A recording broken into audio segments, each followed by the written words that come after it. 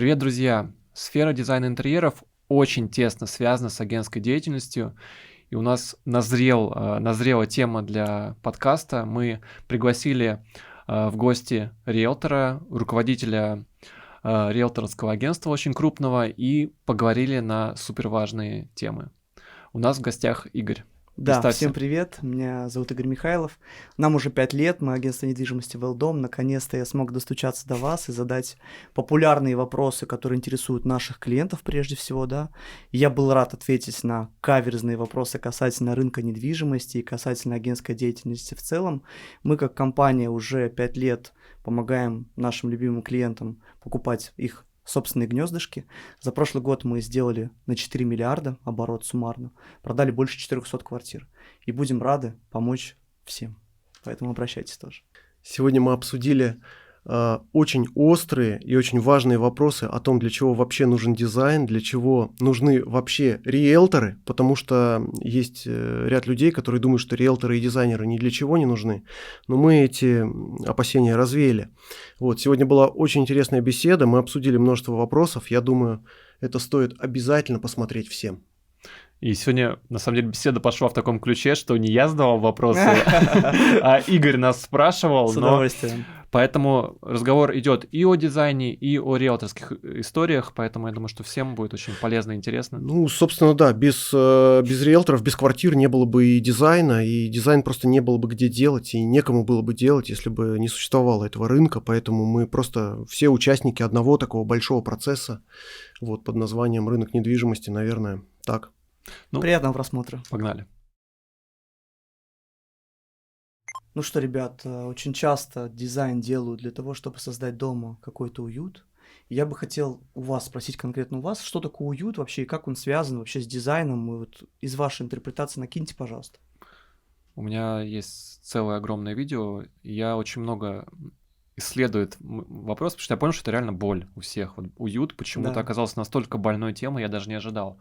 То есть реально люди смотрят миллионы просмотров, именно связанные с уютом.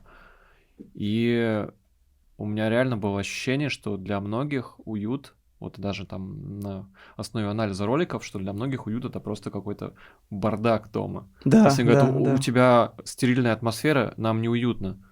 То есть я такой, почему? Ну как, мне наоборот вот нравится. И может быть это какие-то визуальные предпочтения. Но для себя я понял, что уют, ну в большинстве случаев, это когда у тебя дома есть предметы с историей.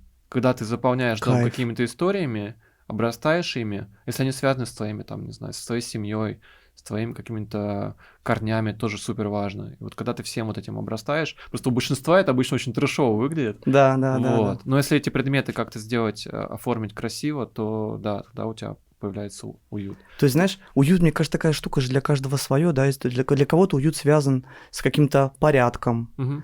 То есть вообще там минималистичным, да? Ну, то есть почему все говорят, это отель, нам неуютно? Почему неуютно? Потому что в этом отеле ты живешь несколько дней и уезжаешь, потом там следующий человек. Как будто души нет, да? В общем, уют – это личное, в любом случае. Уют – это ты и есть. 100%. Вот да. Уют – это ты, короче, и твоя семья. Вот где есть твоя семья, где есть, ну, собственно, следы существования этой семьи, это и есть уют. И до тех пор, пока этих следов нет, это будет отелем. И все, это очень просто. Чем больше ты наполнил свой интерьер собой... И смыслами, наверное, да? Своими смыслами. Да. Знаешь, я кайфанул от видео, вот это вот видео, которое у тебя есть также на твоем канале, твоя квартира дизайнера. Я прям кайфанул. Вот даже предвкушая момент будущих просмотров твоих, да, у людей, как ты реагируешь на каждую вещь, которую ты наполнял, это прям очень круто. Ну, сейчас вот у меня новое видео вышло, там ошибки, связанные с этой квартирой. С твоей? Да, и все пишут, оно тоже зашло, там всем нравится, все любят же, когда дизайнеры ошибаются. Вот, и все пишут, там, картина ужасная, там, и так далее. Но когда люди посмотрят другой ролик, где описывается смысл каждого предмета, у них такого вопроса уже не будет. Очень круто. То есть я говорю, посмотрите, потому что это не просто картинка, это картинка, наполненная смыслами. И, соответственно, моим уютом. Ну, как в современном искусстве, оно не существует вне контекста. То есть есть просто контекст, если ты в него не погружаешься, то для тебя это просто намазанная на холст там зубная паста. Все. Давайте поговорим, ребят, про ваши профессиональные навыки. Вообще, как вы считаете, для чего нужен дизайн? Я считаю, для чего нужен дизайн. Ну как? Для того, чтобы, во-первых, для того, чтобы дизайнеры могли зарабатывать деньги. Хоть как-то. Мое понимание дизайна, оно Сильно. на сегодняшний день в основном такое.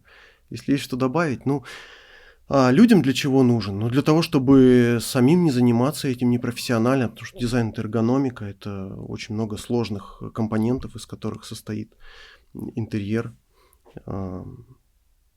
Это использование пространства, это масштаб, это сочетание цветов, это тренды, в конце концов. Это все нужно знать. Это просто огромные знания, которые нужно постоянно обновлять еще при этом. И если ты там выпадаешь из каких-то лекций, чтений, выставок и прочего, то ты перестанешь быть дизайнером, примерно, я считаю, через полгода. То есть это вечная учеба. И, просто человек, который занимается чем-то, кроме дизайна еще, например, там добывает нефть, предположим, то куда ему, собственно, еще заниматься вот этим всем? Это действительно займет все время. Плюс огромное количество нюансов настройки, огромное количество новых материалов, и все это просто не охватить, если ты не занимаешься этим каждый день.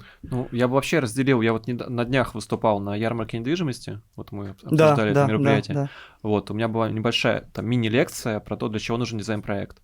И я бы разделил на две части. Есть визуальная составляющая, и у заказчиков может быть хороший вкус. Вот реально. То есть он может чувствовать там цвет, объем. Это нормально. Как есть такая Мария Кунякина, очень там, наверное, самый крутой в России дизайнер, работающий с цветом. Она говорит, что не быть дальтоником — это не что-то выдающееся. Да. То есть дальтоников не так много на самом деле. То есть 2 цвета сопоставить — это несложно. И в очень крутых интерьерах, там, крутых проектах обычно заказчики приходят к дизайнеру за какой-то концепцией, идеей, да, когда мы как бы сканируем заказчика и интерпретируем его вот видение красоты на его интерьер, наполняем там предметами, искусством и так далее. Это одна составляющая. А вторая важная составляющая, что если ты можешь выбрать красивый паркет, можешь выбрать красивые стены, все это сопоставить, то ты, скорее всего, без дизайн-проекта просто не сможешь тупо оценить объем работ. Ты не сможешь это рассказать строителям, они тебе не смогут посчитать смету. Это как, знаешь, прийти в магазин и сказать, автосалон, говорит, я хочу машину. Какую-то. Вот без дизайн-проекта это какая-то машина. Когда у тебя есть, по сути, документ на твой будущий интерьер, там все прописано до мелочей, ты получишь точную смету, точные сроки. Ты сможешь с этим документом пойти в магазин и купить точное количество материалов. У тебя будет меньше провалов в итоге, да. И ты в итоге сэкономишь еще очень много денег, что не очень всем очевидно. Все думают, вот дизайнер, там, это люди для лохов, там, разводят лохов на деньги. Я постоянно читаю такие комментарии. Да, там... У меня недавно было видео про микроцемент, и он такой, вот впариваешь, типа, там, богатым людям по ушам ездишь, впариваешь дорогой материал. Это все можно сделать там из дешевой там штукатурки. Вот, но на самом деле люди, которые делали уже не один ремонт, они реально понимают, что это им сэкономит денег. И они в любом случае потратят кучу денег, но они на выходе получат крутой результат. Я больше всего еще восхищаюсь. Это вот мы недавно затрагивали как раз тему стилистов, сегодня обсуждали. Мне кажется, это как дорогой стилист, да даже просто, не знаю, стилист, который разбирается, да, когда он берет какие-то, на первый взгляд, несочетаемые вещи, и потом бах, на человека это настолько офигенно смотрится. Вот то же самое для меня тоже вот порой я восхищаюсь, да, вот вашими работами я же тоже приятно смотрю. Дай бог, чтобы я стал вашим клиентом тоже. В общем, я смотрю, и вот порой там, я смотрю там, допустим, там отдельно, как вы сочетаете цвета, вот, допустим, в твоей квартире, да, вот когда просто там отбивка была, какой-то тизер. Я смотрю, вау, как это круто, гармонично все смотрится. Ну и, конечно, тоже по своему опыту хочу сказать, что дизайнеры делают, где очень круто, влияют. Это влияет на в общем, сколько метров в квартире, да, то есть можно купить квартиру, там, не знаю, там 100 метров, где будет полезной площади, там, дай бог, там 50-60, потому что у застройщика свои цели, да, вот они нафигачили там планировку, там, они в каждой планировке там не копаются. Это вот когда конечный потребитель уже покупает, с помощью качественной перепланировки, которую можешь посоветовать, кстати, да, дизайнеру, вот мы с вами разговаривали, вы там порой там по 5-6 вариантов предлагаете людям, каким образом можно безболезненно перепланировать вот эту квартиру свою, да, и на выходе получить там из 100-метровой квартиры там не 60 квадратных метров полезной площади, а 70, там 72. В идеале 180 из 100-метровой квартиры получить. Это же очень круто, да, то есть заплатив там один раз дизайнером, пройдя этот путь, ты в итоге на выходе получишь... Короче, я тебя приглашу ко мне домой, покажу мою квартиру. У вас офис вообще там, я в Леснере живу. Вот. И никто не верит, что это микроквартира, там 55 метров, вообще никто не верит. Ну, я бы не сказал по видео. То есть там использован вообще каждый квадратный метр. А еще у меня мысль была насчет стилиста, Да. что это очень похоже. Часто заказчики, вот у нас там есть состоятельный заказчик, он говорит, мне, наоборот, нравится, когда ты перебиваешь и говоришь мне, что я ошибаюсь. Потому что есть заказчики, которые, знаешь, к дизайнеру относятся как к карандашу. Там вот нарисуй, что я хочу, и все. Сделай там типа. Да, я все и так сам знаю, это все ерунда. Просто нарисуй, чтобы строителям объяснить. И заказчик говорит, что вот ты мне не объяснишь, а потом придут мои друзья, разбирающиеся, и будут надо мной смеяться. Но это так же, как человек, у которого там куча денег, он там дорвался, заработал денег, купил самый дорогой шмот, да, Да. самые дорогие вещи, там, где написано вот так, бренды. Это супер колхоз. Вот, и над ним вообще. потом просто будут, ну, понимающие люди смеяться. Или он просто пойдет к стилисту, и тот его нормально оденет, вот, и все, и он будет хорошо смотреться и не париться, потому что у него вообще мозг на другое заточен, у него там свой бизнес, свое дело, и он занимается совершенно другими делами и не пытается быть крутым везде. Но Очень крутую тему затронули. Ну, Вот это давайте такой- как раз поразгоняем ее. Мне было бы очень Просто, интересно. Андрей, помнишь, мы с тобой даже до этой мысли пришли, что есть много заказчиков, которые очень много всего в жизни добились, и у Да. них осознание... Они считают, что они разбираются во всем на свете. Мгм. Такое бывает. Мгм. Но если человек действительно очень сильно много добился, вот прямо супер успешный, Да. то он нанимает профессионалов, и они ему советуют, что делать, а он им нет. То есть вообще наоборот происходит. Это, по-моему, даже Илон Маск такое говорил. Мне просто нравятся вещи с историей. Например, там то же самое, там, не знаю, там, почему Луи Виттон, почему там эти вещи так дорого стоят, да, например, какие-то вещи. Потому что это уже история, это исторический факт, да, вот сколько времени прошло, вот эта канва, вот эта ткань, которая пропитана клеем, пропитанная краской, которая там просто долговечная, там уже рюкзак, мне кажется, лет 10 ношу, ему вообще ничего, да, то есть, и вот такие же всякие вещи в дизайне и в интерьере, когда вы, люди, которые там пылесосите все огромное количество информации, у вас невероятная насмотренность, и вы просто приходите и, условно, для того, чтобы вы там имели те возможные там моменты, сколько сейчас вы там стоите, да, то есть какой путь вы прошли. То есть вы понимаете, опа, квартира сразу там, вот здесь можно сделать так, здесь можно делать так, здесь можно делать так. Учесть все заказы, учесть все там какие-то истинные потребности человека.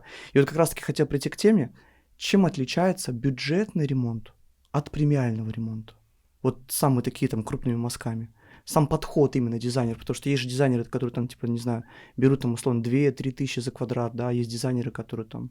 Ну, я думаю, что Совершенно в другие любом деньги стоят. сегменте, если это там двушка, евро-двушка в Мурино Мгм. и суперквартира на Петроградке в Футуристе, дизайн-проект, на самом деле, именно сама вот эта папочка, она будет примерно одинаковая. Ну, то есть разницы большой не будет. То есть именно дизайн-проект... В дизайн-проекте разницы не будет, и заплатит человек примерно одинаково. Мгм. Именно за работу дизайнера. Мгм. А дорогой ремонт, именно ремонт от дешевого ремонта будет отличаться в первую очередь материалами.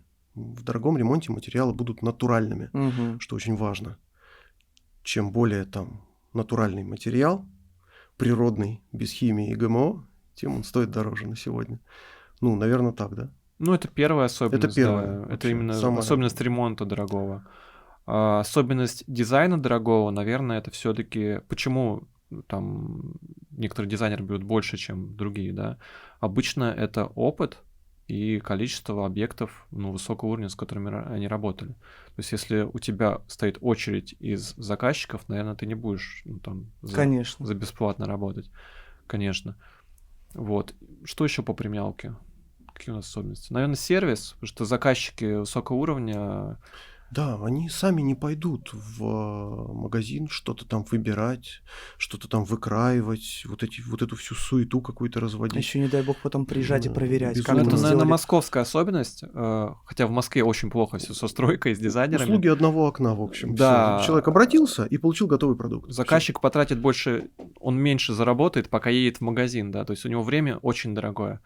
Да. Ему это вообще не У нужно. вас же потому много что- проектов в Москве, да, вы строите параллельно. Да. Очень круто. Да. Поэтому экономия времени это тоже сервис. Ну, мне кажется, заказчику еще высокого уровня хочется просто приятное время проводить. Знаете, что еще хотел спросить? Часто бытует мнение, что дизайнеры снобы. Можете как-то это прокомментировать? Ну, у меня это вообще с самого начала моей работы в дизайне, меня это всегда очень веселило и раздражало. Особенно вот эти тусовки токсичные, когда вот собирается толпа дизайнеров, и все смотрят друг на друга. Ой, просто. мы были недавно тут на кораблике, ё-моё. Одни-то там дом, там у них там 500 метров строят. Ага. У другой там, ну, в общем, Короче, Не буду уточнять. я не знаю, с чем это связано. Возможно, это связано с неокрепшим умом. Не умом, как сказать, характером. Когда ты общаешься с какими-то супер людьми, ты начинаешь считать себя тоже супер человеком. Отождествлять себя, да, с этими людьми. В общем, надо не путать себя, вот несчастного дизайнера, который там, дай бог, там на одну маленькую квартиру заработал, и каких-то крутых людей, на которых ты работаешь, потому что ты не они. Вот это, конечно, да, люди реально путают. И Я уже часть корабля, да? И поэтому они становятся, да, действительно, вот, наверное, выглядят так, как будто они и есть их заказчики. Реальная история в Москве, вот заказчики, вот мы сейчас им дом Есть делали. такая штука. Заказчики говорят, вы первые, кто нам, ну, кому мы вообще были интересны в Москве, Да, дизайнеры. вежливо ответили. Она говорит: Андрей, вы вежливо так разговариваете? Это правда? Да. Да. Это Я говорю- норма же, господи. Я говорю, а что вообще удивительного в этом для вас? Она говорит: ой, у вас, наверное, Петербург, может быть, культурная столица просто. Я говорю, да не знаю, я как бы даже и в Петербурге-то приезжий, как бы. Вот, а у них в Москве, да, дизайнеры реально хамят. Вот, ну, у вас дом всего 200 метров, о чем с вами говорить? Но я думаю, что ну, да, это как бы. особенность Москвы, что огромный рынок, нереально Говорить огромный, не о чем, да. а дизайнеров все равно не хватает на всех, и они просто, ну, им просто даже не интересно. Ну, кстати, и в Питере у меня было, ко мне часто приходят заказчики, просто перепуганные. И мне приходится их как вот каких-то таких, знаешь, котика, над которым издевались, вот такого, знаешь, заново учить доверять людям. Вот реально, то есть просто вот дом находится довольно далеко, там за Выборгом, далеко от Питера, очень дорогой дом, прям очень дорогой. Дизайнеры вот все продали, все самое дорогое, а нужно же еще, ну, мебель. Да. Нужно же еще немножко доделать, там что-то еще осталось, и им просто стало неинтересно, они просто исчезли, все. Серьезно? То есть они заработали какое-то количество денег, и после этого им просто стало неинтересно. Я ездил, помогал, доделывал и так далее. Это же так тяжело, наверное, доделывать чужие какие-то проекты. Мне всегда казалось, что в дизайне самое главное — это репутация вообще. Какой-то сарафан, это супер важно, но вот я не понимаю. Ну, ты знаешь, вот у меня же такая же история. Вот я просто вижу, как вы горите тем делом, которым занимаетесь, вы как кайфуете. Понятно, что еще есть вторичная выгода, да, это деньги, которые вы за эту работу получаете, очень, очень круто. Но вот я также отношусь к своей работе. Мне действительно искренне нравится недвижимость, мне очень нравится наш город. То есть я кайфую сам от этих взаимодействий с людьми. Потому что у меня же тоже как бы тут такая история, что если вы снобы там, то мы там, к нам тоже там определенные есть нюансики и определенные вопросы. Нам же тоже платят комиссию, да, застройщики. И есть риэлторы... Ну да, это, кстати, вопросик серьезный. Да, ну то есть чем вы хуже... вообще ничего не делаете, по сути, просто берете процент. Причем огромный, да, квартира же дорого стоит. По факту, что мы делаем? Мы 90% времени разговариваем с людьми, мы там еще там, не знаю, там, ну, если вот этот диалог 90% посмотреть, мы внутри семьи стараемся помирить какие-то внутренние потребности мужа, внутренние потребности жены. Мы хотим все это дело скомпилировать так, чтобы всем участникам этой семьи было комфортно. В этом районе, в этой локации, в этом доме. Мы очень много разговариваем про людей, про их смыслы, про их жизнь, про то, где они хотят большую часть времени находиться. Дальше, соответственно, предлагаем несколько вариантов, которые удовлетворяют максимально их вопросу. Мы помогаем одобрять людям ипотеку, мы помогаем, сопровождаем их юридически на всех этапах сделки. У меня было твердое убеждение, что риэлторы врут постоянно своим клиентам, честно. Ну вот, например, наверное, знаешь, можно сказать, мы не врем, а можно просто про отзывы почитать. Да? Вот, например, конкретно у нас там вот мы сейчас находимся примерно вот мы с вами накануне разговаривали, примерно где-то сейчас 1200 агентств в Петербурге. Мы сейчас, ну, мы не первую позицию, да, но 6-7 место мы примерно держим по объему. Прям. Да, ну у нас там награждают там во всяких разных. Ну просто есть, знаешь, как, это очень важно, есть репутация. Чем хуже застройщик, тем он больше платит. Так устроен рынок, да, то есть... к сожалению. Поэтому очень часто у нас бывают порой такие ситуации, что мы там даже порой... Есть застройщики, например, которые там весь свой объем продали, у них остался один дом, там небольшие остатки, они говорят, ребят, если по рынку мы получаем там 3-4%, они говорят, ребята, вот у нас маленькие остатки, 1% мы оплатим.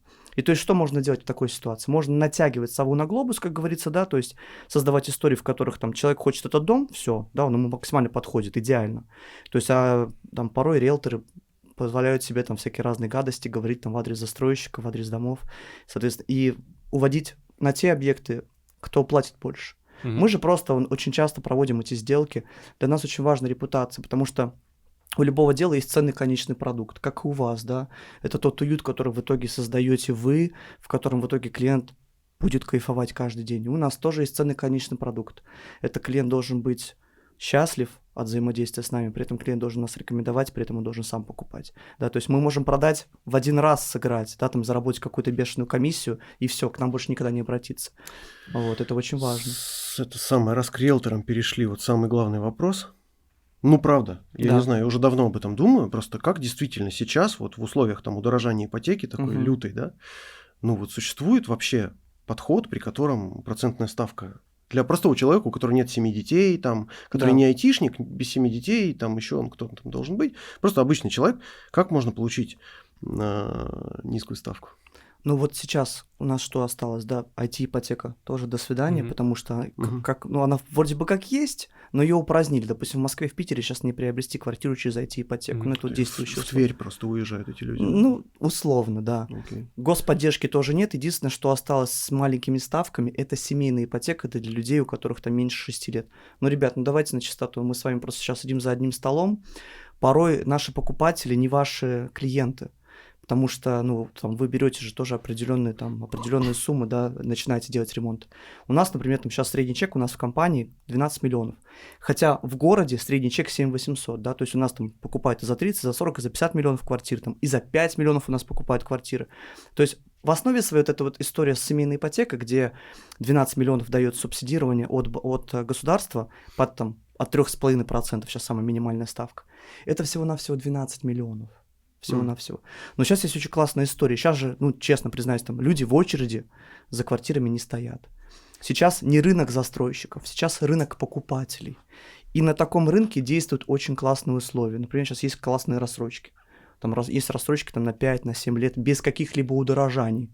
Мы сейчас для клиента, для одного согласовали, я не буду называть застройщиков, на Петровском острове дом сдан, квартира 43 миллиона, человек там внес 20%, он на протяжении там 1 года вообще ничего не платит, а потом еще у него 1 год, где он начинает равными платежами платить. А дальше вариант: либо перейти на ипотеку, либо, соответственно, загасить, либо продать, допустим, если что-то не складывается в его жизни, да. Опять же, если посмотреть ретроспективу графика удорожания вот этой вот нашей процентной ставки от банка, да, вот, она же вверх-вниз, вверх-вниз, вверх-вниз. То есть сейчас она 18, я тут ванговать не буду, у нас сейчас 10 сентября, скорее всего, 13 сентября ставочку поднимут, потом посмотрите, слушатели. Вот, скорее всего, еще на 2 пункта, скорее всего, она будет там 20%. Но настанет момент, она может там и 22, и 24 стоить, но точно настанет в жизни момент, когда ставка упадет. И в этот момент времени человек может прийти и получить рефинансирование. Мгм. Да, то есть он просто занижает себе процентную ставку. Зато, первое, он получает офигенные условия сейчас по покупке, потому что здесь сейчас реально есть из чего выбрать. Ну, выбор шире, по-любому. Выбор отличный. Ценники пока не поднимали, да, и вот, ну, как бы сейчас будут поднимать, потому что ставка рефинансирования все растет. Даже уже сейчас между ипотекой семейной 3,5%, да, и ставка рефинансирования 18%, какой огромный разбег. Да, вопрос времени когда. Поэтому, да, покупать квартиру сейчас есть отличные условия. И, отвечая на твой вопрос коротко, есть классные рассрочки, есть индивидуальные моменты, которые можно согласовывать. Мы знаем, у какого застройщика на что можно претендовать. Вот для этого риэлтор и нужен. Ну, риэлтор это такой, Попробуй скажем... разберись. Но тут, знаешь, можно во всем разобраться, я считаю. Во всем можно разобраться. Вопрос времени, вопрос сил, вопрос затрат. Да. То есть вот наша главная задача, мы экономим прежде всего время, которое можно посвятить своим родным, своим близким на какие-то свои досуговые вещи. Короче, мы все трое экономисты времени. И просто самое сейчас главное, можно тут сделать очень хочу вывод. подрезюмировать, за наши услуги платит застройщик. То есть клиент ничего не платит за наши услуги. Нам наши все услуги оплачивают застройщик. Главный вопрос у всех. Вот Да. риэлтор за меня получает какой-то процент, Да. а если я сам пойду, могу ли я получить, типа, этот процент?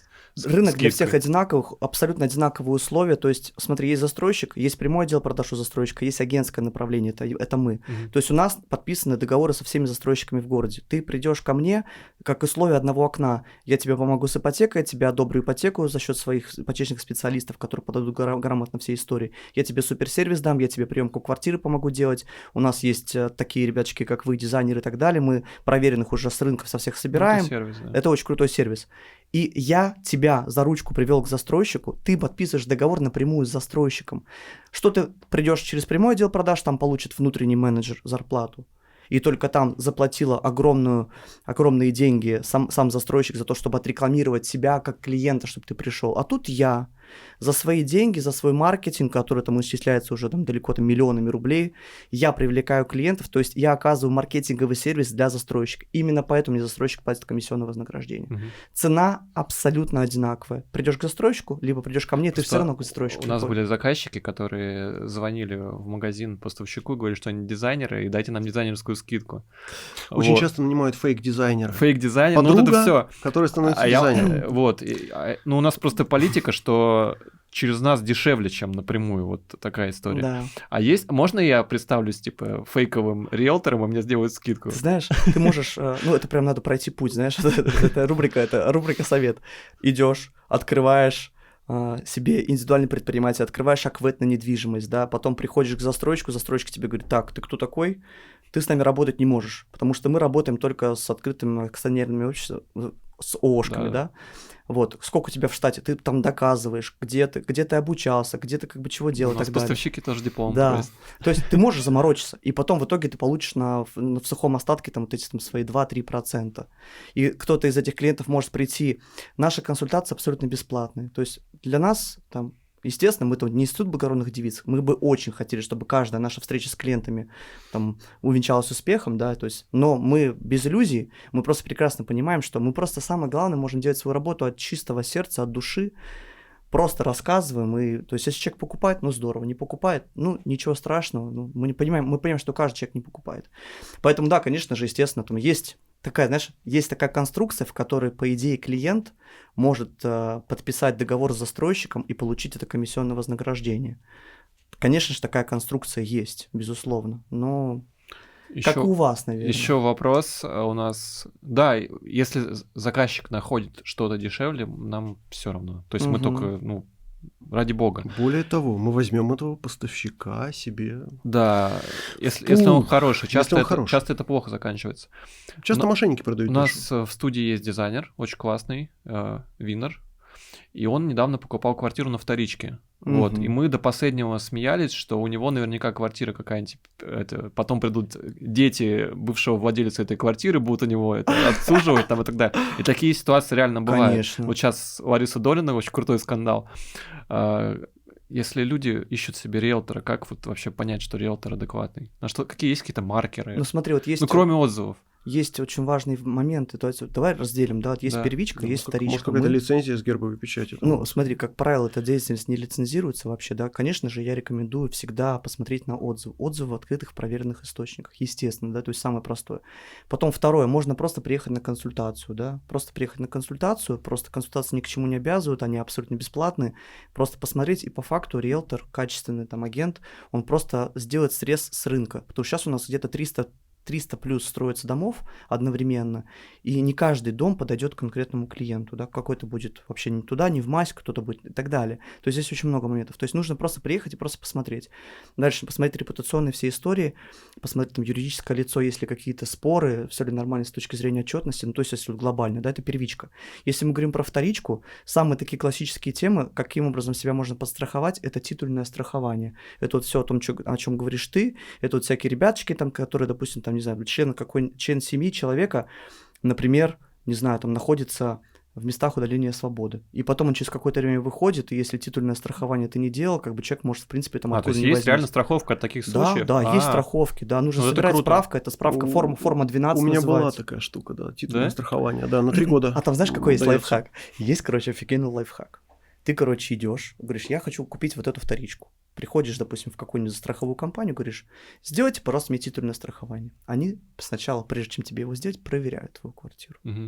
И говорят: да, все хорошо, там титульное страхование будет стоить 15 700, и такой: благодарю, спасибо, квартира чистая, можно брать. А так они откажутся, да, если что? Да, они откажут. Они откажут, круто безусловно. вообще. Это такой небольшой лайфхак, конечно же, это... Насчет обзвон родственников. Есть еще история, как сделать диагностику нового автомобиля. Не нового, бэушного автомобиля. Точно так же приехать на сервис, сказать, что я хочу трейд-ин сделать. И они его проверят. Потом говоришь: нет, передумал. Ну, всякие разные лайфхаки есть. Тут, как говорится, уже у каждого свои какие-то внутренние моменты. Конечно, я бы так не стал бы делать, потому что каждая работа, я считаю, должна оплачена быть. Это дизайн бесплатно как сделать? Интересно, какой лайфхак есть? Может быть, какой-нибудь искусственной этой нейронкой, да, можно. Сделаем мне дизайн. Очень важный второй момент, это вот первое, да, титульное страхование, вот, где вот реальный совет, да, человеку, который вторичку покупает.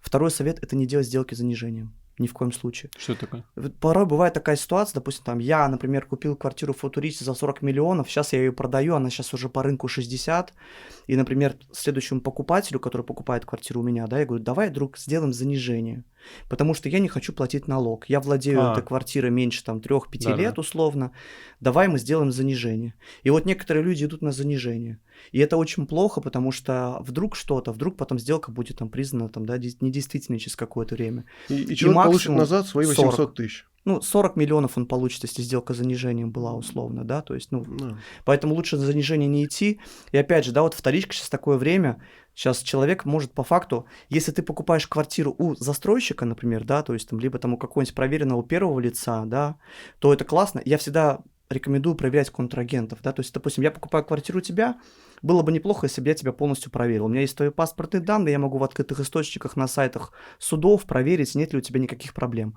А если ты, допустим, покупал квартиру там еще у кого-то, и там сделка очень короткая, например, я там могу понять, что, допустим, я покупаю квартиру у тебя, а ты там купил квартиру, там, не знаю, там в пределах, там, не знаю, 2 недель, то это может быть момент, может попахивать быть очень дурным, потому что может быть, кто-то банкротит себя и уходит от ответственности. Они перекинули квартиру на тебя, а я у тебя купил, и потом я в этой цепочке попаду.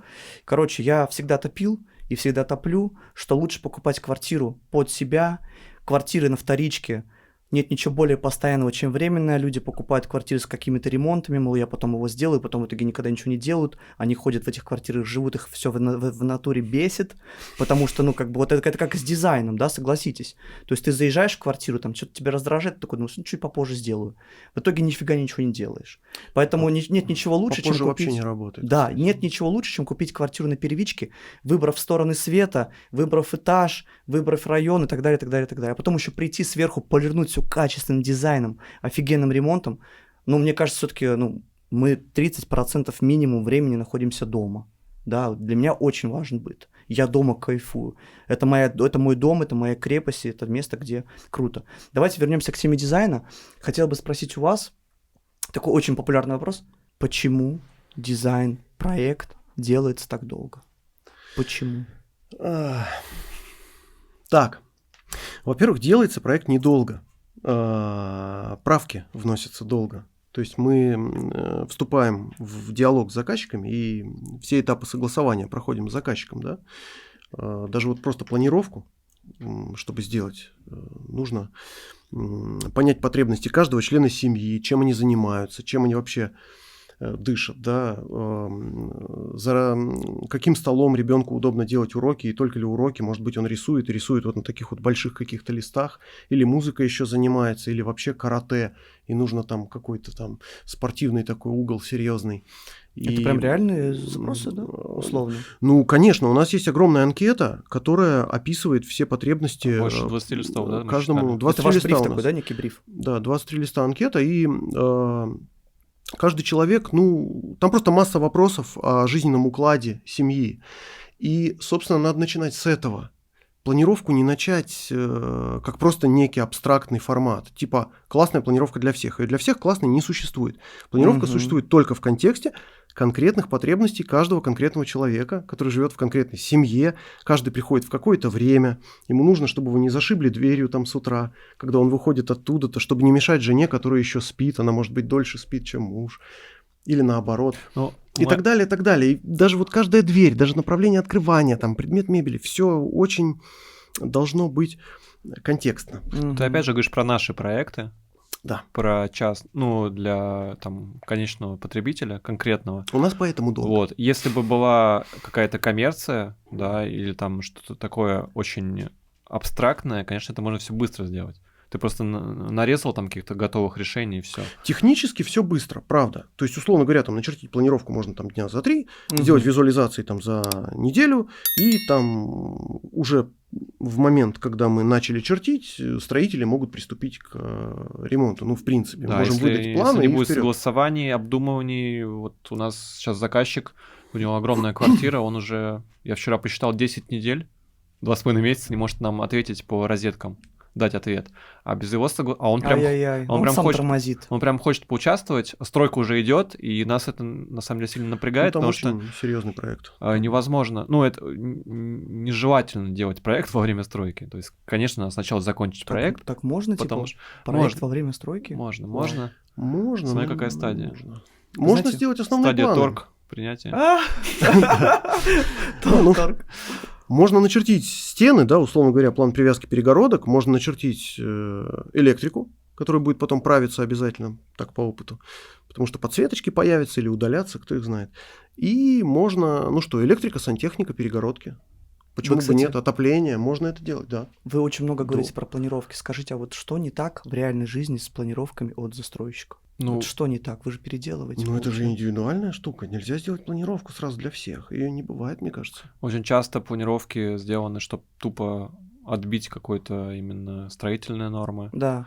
Очень часто планировки делают какие-то... Такое ощущение, что это какие-то делали студенты-первокурсники Мгм. парикмахерского колледжа. Ну, реально, то есть, как это все там нарезано. Просто тупо, чтобы соблюсти вот эти там все нормы, все.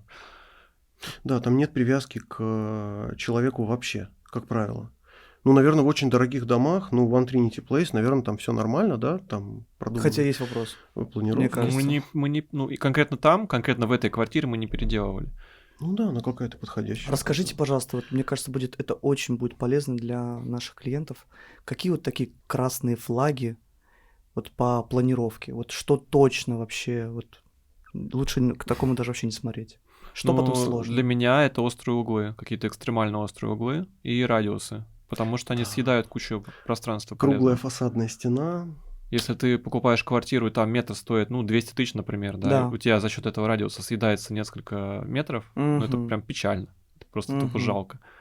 Точно так же, как если у тебя дизайнер какой-то неопытный и нарисовал тебе планировку, которая, опять же, съела кучу места, ты такой, блин, мои метры. А вот всякие там улетели. истории Да. мансардные, там окна, например, там, да, и мансарды, где там начинается, допустим, высота потолков там от 2,5 метров, там и Ну, заканчивается там. для многих, я считаю, что вообще сейчас балкон вообще очень странная, вот лоджия, да, очень странная Да. такая история, потому что многим он вообще не нужен, Да. а присоединять сейчас крайне сложно, практически невозможно, Узаконить это дело, да. Поэтому обычно это просто потерянные метры. А опять еще же. вот мансарды, знаете, ну то есть бывает там, допустим, где около окна высота потолков там 2,5 метра, и дальше начинается увеличиваться.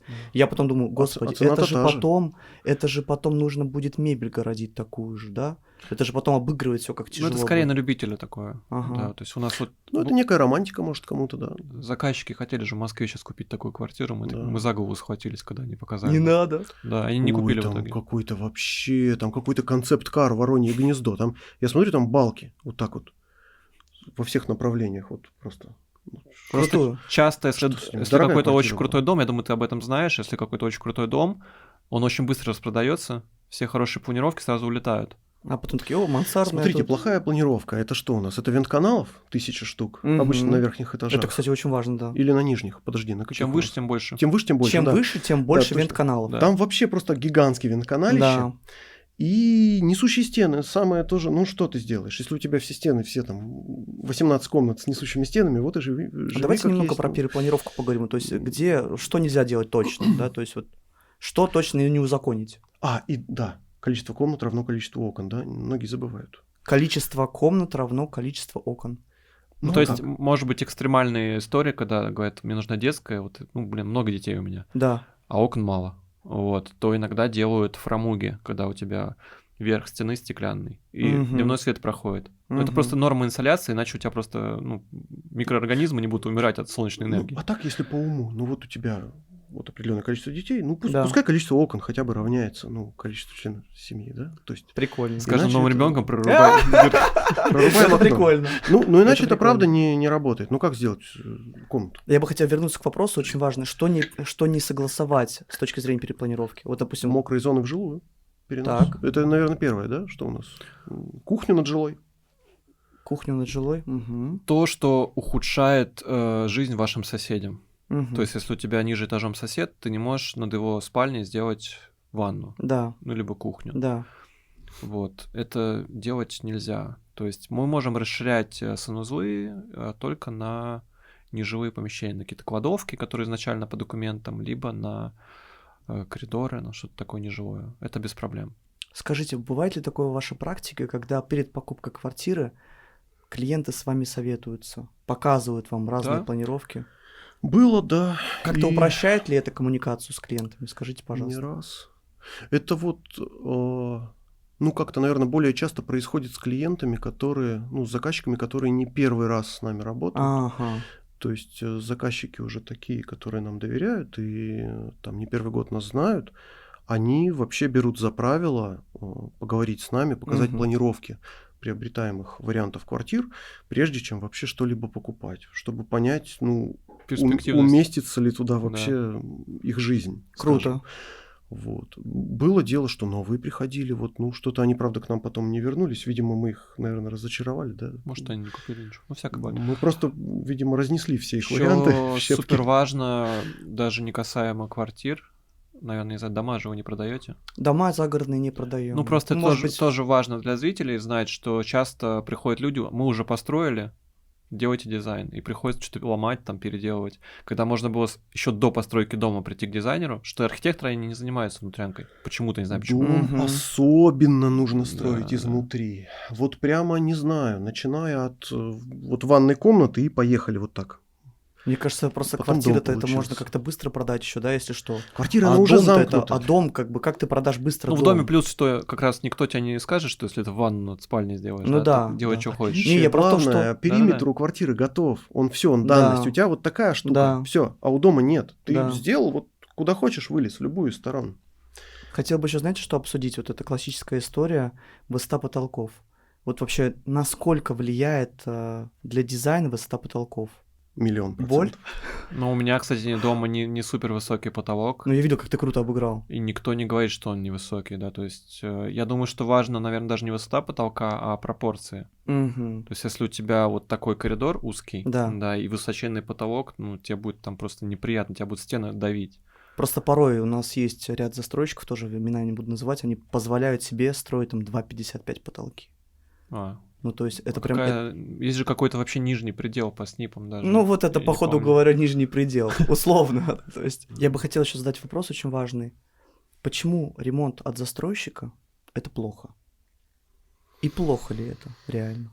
А кто ж его знает? Ну, вот дом Армани достроит, может, ничего будет. Ремонтик. Ну, давайте возьмем сейчас там Я какой-нибудь... вообще слышал, что хотят это законодательно ввести, чтобы всегда была отделка. Были какие-то такие инициативы. Ну, вот как вы считаете, по вашему мнению, плохо ли это, ремонт от застройщика? Или Так хорошо? под задачу. Если у тебя денег еле хватило на ипотеку, да, чтобы начать вообще даже первый взнос сделать Мгм. с такой ставкой, ты купил квартиру, и тебе нужно жить, ну, ремонт стоит денег, тебе проще даже матрас положить на первый год, ну, грубо говоря, да, тогда, конечно, нужна отделка, ну, как без нее.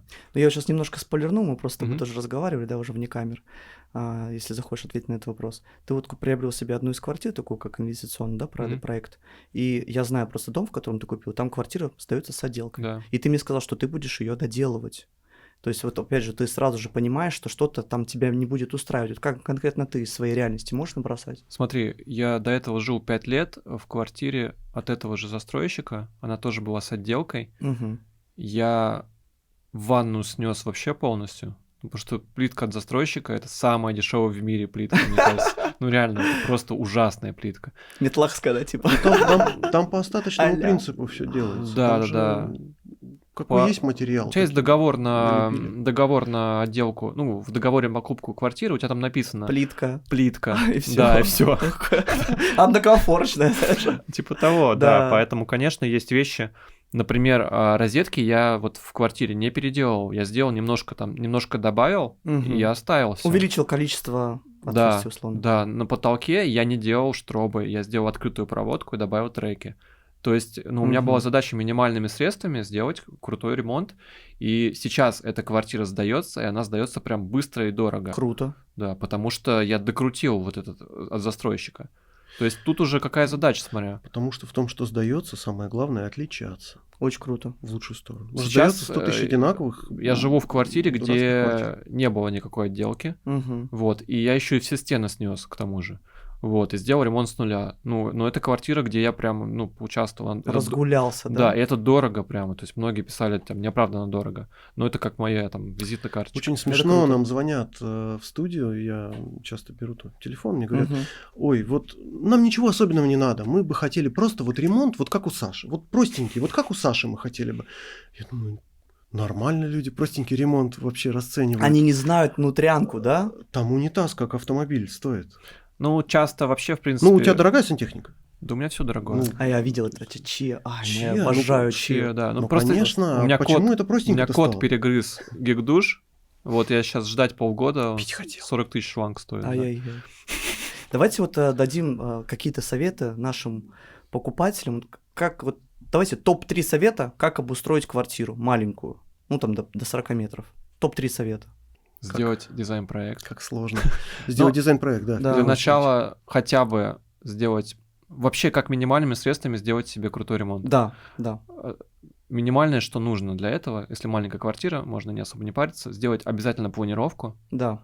Это супер важно сделать планировку в М, масштабе. Максимальное количество метров полезных получить. Да, Мгм. потому что только нарисовав, ты это поймешь. То есть вот так, показывая пальцем, скорее всего, ты ничего хорошего из этого не выйдет. Написать список того, что ты хочешь, Первый, второй список. чтобы Мгм. ничего не забыть. Выявить потребности.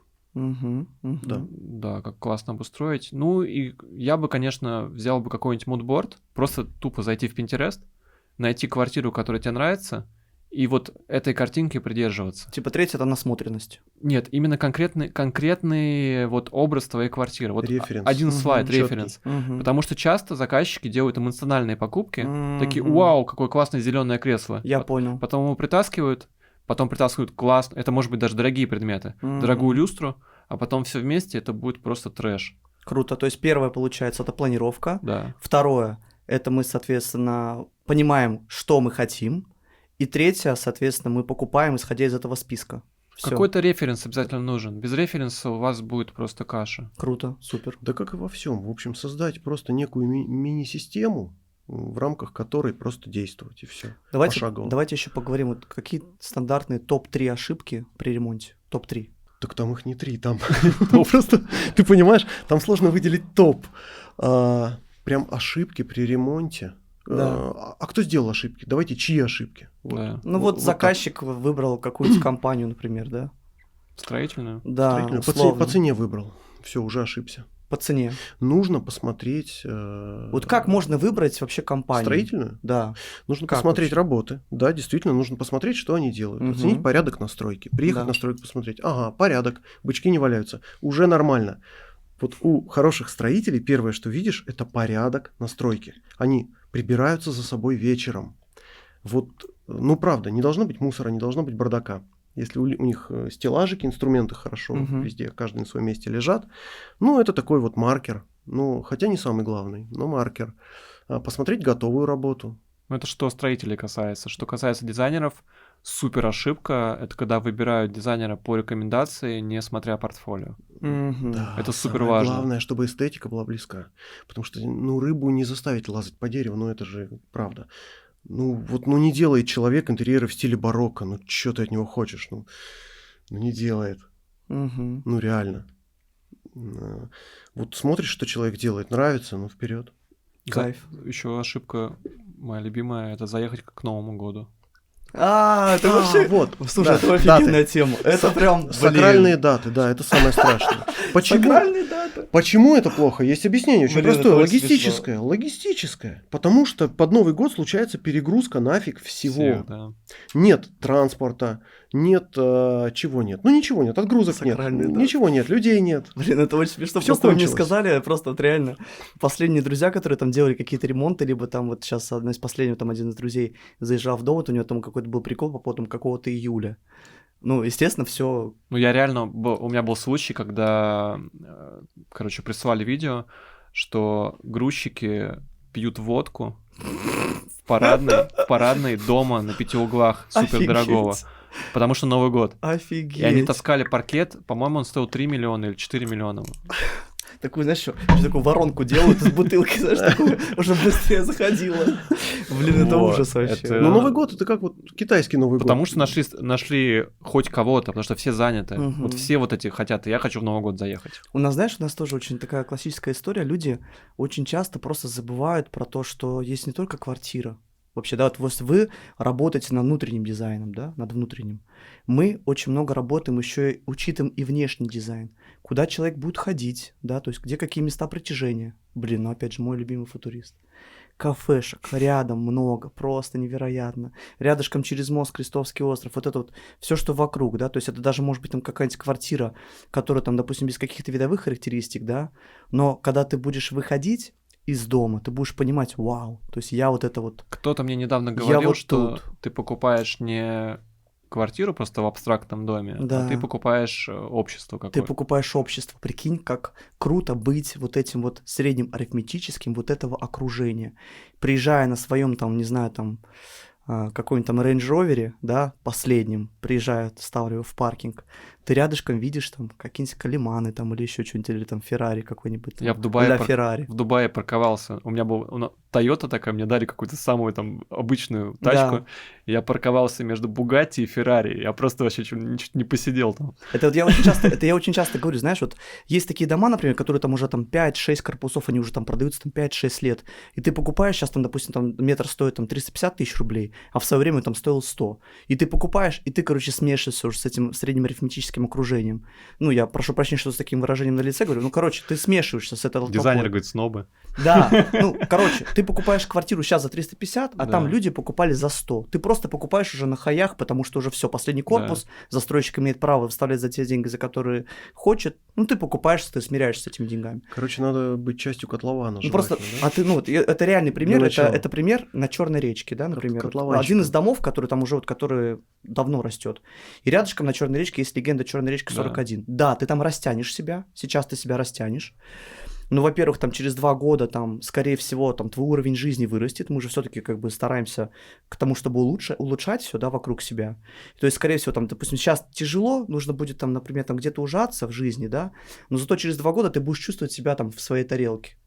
И совершенно другой вайб там маленькое количество квартир, там люди, которые покупали за те же самые деньги, за которые покупал ты. Там твоя жена будет гулять с такими же женами, как там все, там твой сосед, быть может, там твой будущий какой-нибудь там компаньон, там твой ребенок. Вот мне квартиру сейчас продают. Нет, ну это правда, для меня это очень важно. Да. Я просто Берём. это очень транслирую, я об этом очень много говорю. Заказчики очень часто стонут, что вот, блин, уже не хватает денег, уже вот, а еще шторы вот эти дорогущие, вот. И что в итоге происходит? А Все же потом покупают.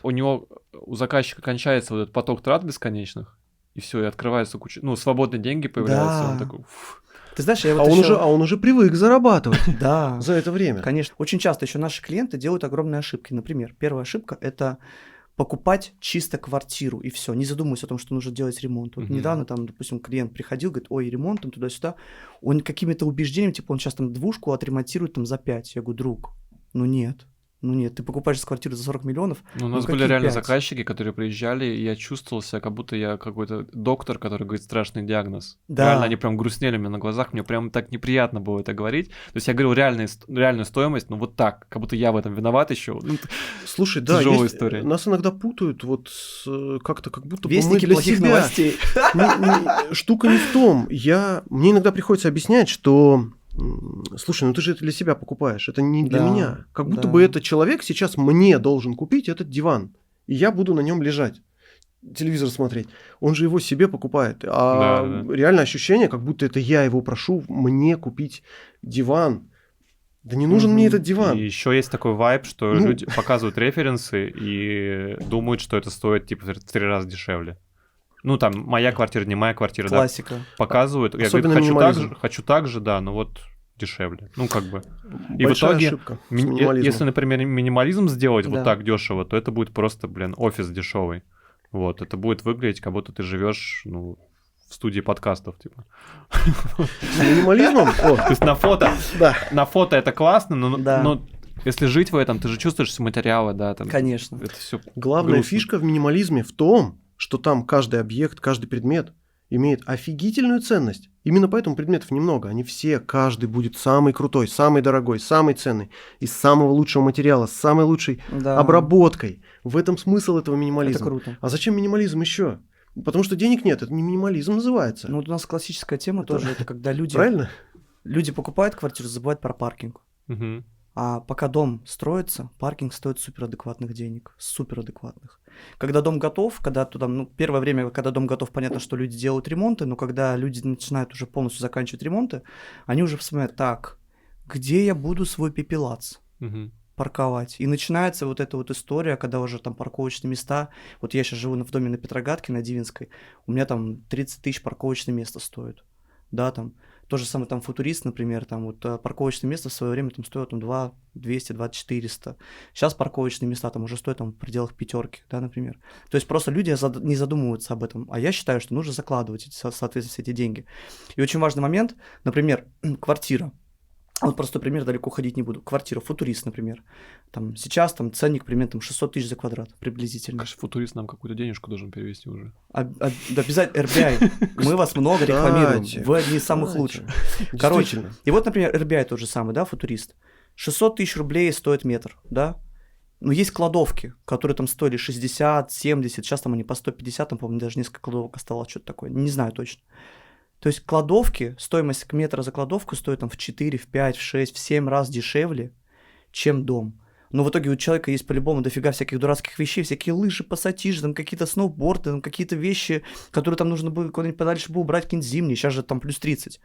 По-хорошему все это дело отнести и просто в кладовку поставить и хранить эти вещи при стоимости за квадратный метр в 5-6 раз дешевле. Люди об этом не задумываются. Тоже классическая история, У хотя меня надо. давно еще такое было. Хотя надо Еще было. до того, как эти кладовки стали мейнстримом. То есть заказчик, да, он говорит, что у меня 4 ребенка, я гараж снимаю для сноубордов, грубо говоря, и всего такого. Как вариант. Ну, Почему бы и нет? Если это можно. Ну, у него в Озерках квартира была большая, то есть такое. Мы очень много, на самом деле, говорили. Я вот считаю так, что человек очень долго вызревает на то, чтобы сделать для себя качественный дизайн, и он порой не понимает, почему там это, например, столько стоит. Вот я знаю, что прежде чем ваш какой-то специалист начинает делать ремонт, он начинает делать дизайн, я там слышал эти цифры, это 2 года, кто-то у вас обучается, да, то есть сколько вы еще в человека. Я вот знаю, что вы там своих девочек вообще брали в Японию, да, вот одних, для того, чтобы насмотренность повышать. То есть для того, чтобы человек был специалистом, был действительно профессионалом, ему нужно время, чтобы вызреть. Ну, Наши брокеры естественно. тоже, они вызревают, там, они вот порой, там, вот я просто, для того, чтобы человек отвечал на звонки, он проходит просто тернистый путь, там, Мгм. огонь, воду, медные трубы, там, сколько он изучает город, изучает историю районов, там, изучает то, где как там чего строилось, всякие развязки, как заехать, как выехать быстро, какие-то места притяжения, офигенные рестораны, офигенные какие-то там, не знаю, места, там, какие-нибудь там музеи и так далее. Потом дальше, соответственно, он изучает застройщика. У нас столько много застройщиков, и мы не каждого продаем, потому что у кого-то репутация такая, что мама не горюй.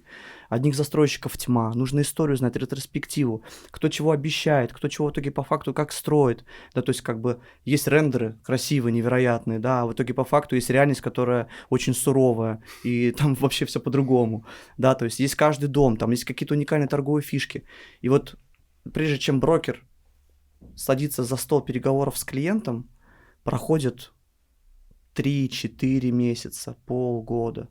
И Но для у меня... вас же есть школа, я видел. Да, у вас нас есть написано там академия. Академия... Да, у нас есть академия брокеров. Брокеров, Well Done. так и называется, Да. брокеров, да. Ну, для меня, на самом деле, очень простая задача. Вот, например, кто-то, если из вас кто-то завтра захочет себе квартиру, если я буду задумываться, так, а кому бы мне из брокеров дать бы конкретного... Вот, а с кем бы с Сашей бы сработался бы, да, ну, условно? Так, а с кем бы сработался Андрей? Если я так думаю, значит, я иду по какому-то кривому пути. Потому что для меня мерило очень простая лакмусовая бумажка, что я беру, например, там номер телефона твоего Александра, чик, в CRM добавляю, и брокер, который сейчас дежурит, он точно тебя качественно отрабатывает. Мгм. Вот это для меня мерило. То есть Ну, у нас не совсем мы создаем так. такой прецедент, где каждый брокер супер универсальный, и он знает и ответит на любой Но вопрос. у нас вот не совсем так, но мы к этому идем, потому что у меня такое ощущение, что мы видим клиента, Да. видим его внутренний мир, анкеты, и Да. стилистику. И такое ощущение, что у нас мы считаем, что вот этот наш дизайнер, он более крутой вот в этом, грубо говоря, стиле, вот это его сильная сторона и так далее, и мы как бы выделяем его на этот проект, и, соответственно, как арт-директора тоже руководим этим проектом. Но я считаю, что это в принципе неправильно, потому что у нас вот девочка одна, она говорит, меня задолбало уже классику делать, ну дайте мне типа современный стиль. Да, Она может шлепнуть, что мама да, не горюй, да? Может да. так сделать. Но я вижу просто, что просто раньше мы с Андреем работали там на удаленных, у нас были удаленные какие-то визуализаторы, да, там мы сами чертили, там Да. удаленные чертежники. А когда мы вместе стали работать в студии с ребятами, то это вообще другой уровень. То есть вот эта вся наша команда, она друг на друга смотрит, общается, варится в этом котле, и они все вместе растут, и даже видно, что как-то проекты начинают друг на друга, как-то общая стилистика появляется, ну реально. То есть мы с Андреем как такие, как сказать, инфлюенсеры, да, мы направляем наших ребят, ну, даем какой-то именно вектор, и они уже в этом векторе сами там как-то варятся и друг под друга подстраиваются. Поэтому я не считаю, что кто-то лучше кого-то подходит под что-то. Я, видимо, до сих пор считаю. Я такие внутренний процесс. Я пока так считаю, но не так, чтобы прям радикально. Потому что Я вообще не сторонник радикальных мнений. Я прямо Я всегда убеждаюсь прислушиваюсь. в этом, что наоборот человек может выстрелить прям еще лучше. На самом деле, да. Почему бы и нет? То есть надо же эксперименты всегда ставить. Это же самое интересное. Ребят, мне было очень полезно. Я сюда, за этот стол, принес вопросы классические, которые мы слышим от наших клиентов. Было бы круто, если бы наши клиенты стали вашими клиентами. Вот. А наши вашими. Да, вот, как говорится, обмен сделать такой. Ну, просто действительно это супер важно, и есть вещи, которые даже просто с точки зрения насмотренности у вас на канале очень большое количество ответов на такие одни из самых популярных вопросов. Я рекомендую всем переходить по ссылкам, мы их оставим ниже в описании. Ну, я бы, на самом деле, еще порекомендовал, вот у меня были вопросы такие, которые я всегда хотел задать риэлтору. Давай. Но стеснялся, но Давай. мы их уже обсудили. Если у вас есть вопросы, то обязательно напишите в комментариях. Игорь супер открытый человек, я думаю, что он будет у нас в комментариях тоже С тусоваться удовольствием. и ответит на эти вопросы. Если какие-то есть прямо каверзные, мы прямо любим такие вопросы. Я сам обожаю. Вот. Обещаю, отвечу на каждый Не вопрос. стесняйтесь, да, ну, без хейта, потому что это конструктивные, жесткие вопросы мы приветствуем. Да. Вот, ну и, конечно, да, мы оставим ссылочку на агентство Игоря, потому что если у вас какие-то есть вопросы по недвижке, ты работаешь Питер-Москва или как? Питер-Москва. Питер-Москва, да. Питер-Москва. Питер-Москва. Мы были в гостях, мы на самом деле дружим, реально крутое большое агентство. Вот, Спасибо большое. не стыдно рекомендовать. Ну и, конечно, не забывайте, что мы дизайнеры интерьера. Ссылочки на... Одни из крутых дизайнеров. Да, мы реально... Ой, спасибо. Я уверен, что мы в Правда. топе, да. Ссылочки на все наши социальные сети будут под видео. Обязательно переходите, подписывайтесь. И до скорых встреч, друзья. До Пока-пока. скорых встреч. Спасибо за внимание. Пока-пока. Пока. Чао.